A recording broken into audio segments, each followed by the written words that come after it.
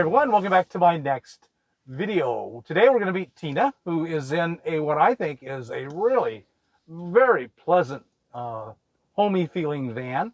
Hi Tina, welcome to the channel. Hi there, everybody.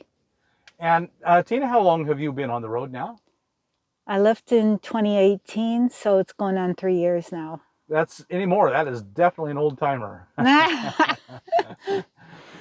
And so what do you think so far? I am loving it, but I'm still learning how to relax.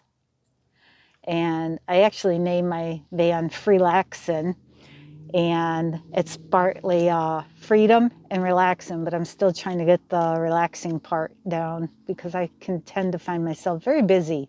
I don't find it difficult though. No. And I always believed that less is more. It's just so much easier. So you traveled much in the last 3 years? Yeah. Actually, this past winter, I left in October 8th from Rochester, New York. And I took the long way here because I wanted to incorporate a lot of traveling. Have you made a lot of friendships out here? I made one really, really good friend. We're very, connected, and some others, I tend to stay to myself a lot. I do meet lots of people, a lot of good people. And yeah, I'm friends with some, more group friends than close friends. But, well, the first 2 winters I was out, I spent with my friend Mike. And this is the first winter I've been out by myself, which being by myself is not a big deal. And I expected to do that when I first left the first year, but I didn't.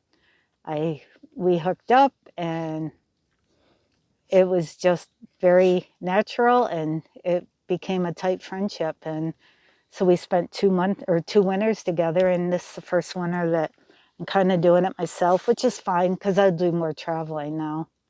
Right. And do you go home? Do you keep a home base in New York? Yep, so far I just travel back to Rochester, New York area, or I go back to New York for the summer because I have daughters back there. And so what motivated you to, 3 years ago, move into your van and travel so much? Oh my gosh, I have always wanted to live in a tiny home, and I always wanted to travel. And a few years ago, I had already decided that I was never going to spend another winter in New York. I was just tired of it. It's like, why am I here? Like, I want to do all kinds of other stuff, and owning a home was just like so much work. And I started looking for an RV.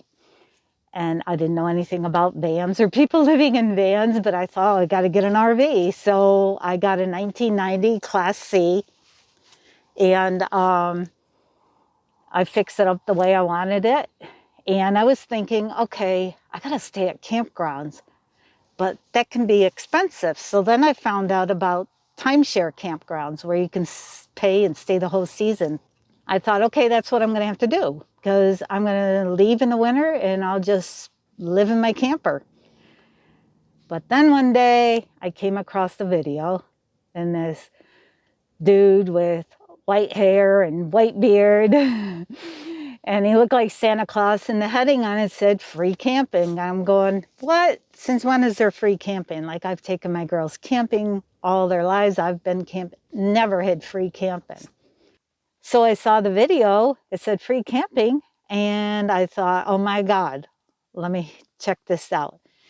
And after I got a little ways into it, and you were talking about camping on BLM, National Forest, Slab City, I'm like, whoa.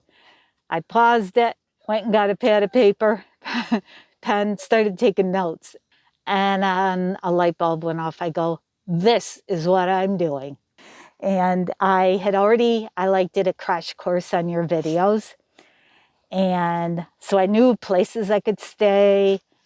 And I knew there wasn't really anything I needed to learn except how would I find the free spots, which you were clear about. So that was a no-brainer too.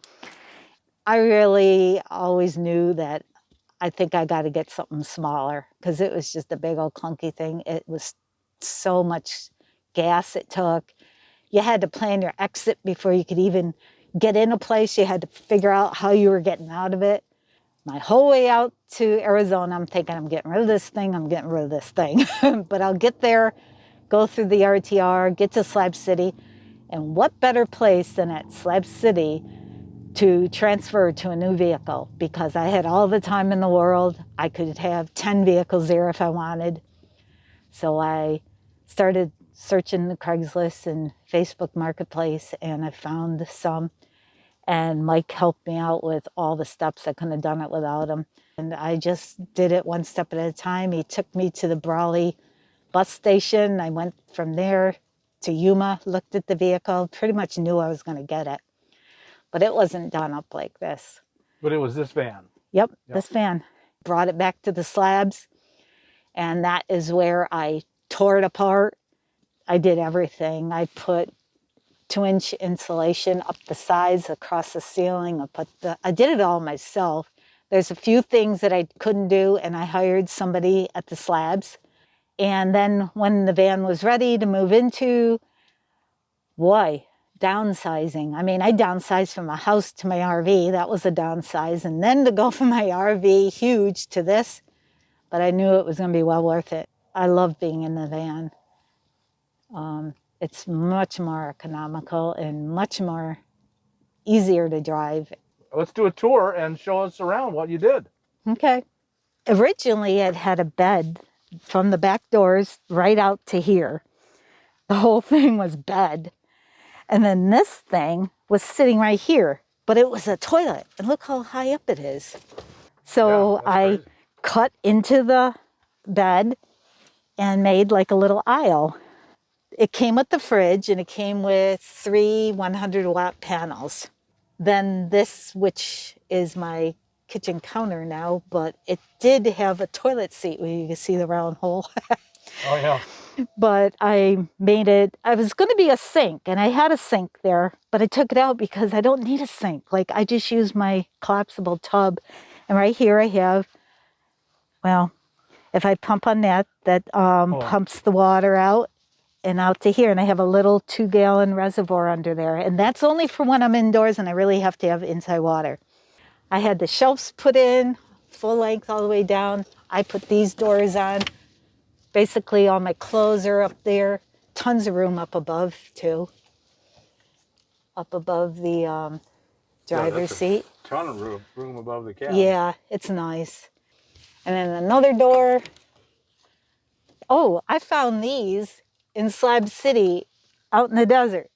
Just lying around in the desert. Yeah, there were 2 metal shelves. And I'm going, oh my God, this is perfect. Then I put the metal drip edge on because I can use it as magnets. What a great idea. And it also keeps my stuff on. And then I keep all my jewelry, and it's divided by these magnetic thumbtacks. The plastic drawers I love because they're light, but yet I got tons of storage. You do. I got a lot of storage. And then there's storage underneath. I put the doors on.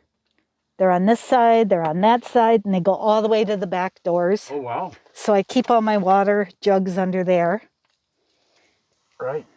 And I do keep water jugs here too, and one on the door. I can carry 15 gallons of wash water and 11 gallons of drinking water. And does the passenger suite... It turns around, but it doesn't swivel. It's bolted. Right. So... Right. But this sure makes it usually a wonderful place to sit and lounge in here. Well, that's my living room. Yeah, you should be very proud of all of it. It's beautiful, and it's homey, and it's incredibly practical. That's what I wanted. Yeah, but you've got them all, and that's hard to get a balance. Yeah, and it didn't cost me so much either. And I knew that on 1990, I'm going to have things that go wrong here and there, but if you got a cushion, it's better than spending $300 or $400 a month for 5 or 10 years. Right. And you have solar. Yeah, 3 100 watts and 2 200 amp hour Renogy batteries. They're big batteries. They're underneath. But that came with the rig. But under here is my butane and propane stove. And there's a line that goes all the way to the back. And on my ladder, I had the propane tank. It's usually Yeah. these aren't all sitting here. I put those out so that you could see what I do. Mm-hmm. But yeah, so Well, this is, talk about what you do. well, I started painting and, you know, just dabble in it, but I'm doing more now since I've been on the road. That's just a few of many, many. But I have a Facebook page that I keep track of all my rocks that I painted and where they go, where I hide them, you know, and hoping that somebody will participate, because on the back I have a label that says keep me or rehide me. And if you rehide it, if you could please post a pic to Facebook. My Facebook page is FreeLaxN Rocks, and it's just to keep track of my rocks and where I put them. So I have to ask 2 more questions. How do you go to the bathroom? Oh, you're standing in front of it. I am. Yes. And the reason why it's got a paint job on it is because for Mother's Day, my daughters wanted to do a painting party, Zoom party. So I says, well, I could paint the toilet seat cover because I've always wanted to, because I didn't like the looks of it. So that's what I did. And then how do you take shower and stay clean? Oh, well, simple. Just 2 buckets of water is all you really need. Oh, yeah. But I do have a shower hose at the end. If you put in a bucket, you turn it on, and you can use that. Right. I think that having the variety of people that you interview really helps your channel. And if I can do it, anybody can do it. It's so much easier than people think it is. And less is more. It's just so much easier the less I get. When I was in Ocean Beach, California, free camping, the first year I had this, I always looked at people's videos, rigs, and they had these nice paint jobs. Like, oh my God, I would so love that. And these 2 kids said, well, we could hook you up. And I go, really? He goes, yeah, we're graffiti artists. I'm like, oh my God, really? And he asked what I wanted. I go, well, just surprise me. You know, I like lots of color. He says, all right, go buy 6 or 7 colors, bring them back. We taped it off, and that's what they painted on the first time they painted was that. My youngest daughter painted the giraffe in that little scene. Uh-huh. My oldest daughter painted this one up here. The 2 kids in Ocean Beach, California painted me a unicorn because I love unicorns. And then I put the FreeLaxN. I bought this it didn't come with the van, I bought this. And then because I wanted a way to get up on a roof if I needed to, and then I got this over the hanger, over the ladder rack, and I put it on and reinforced it with these angle irons. But like I got 2 hoses, one's for heat and one's for cooking. And tell us again your Facebook page. Oh, it's FreeLaxN Rocks. FreeLaxN Rocks. Very good. Everyone go check that out. Well, Tina, thank you so much for sharing your home with us. It's fantastic. It's wonderful. Thank you. Okay, folks, I know you've really enjoyed this tour.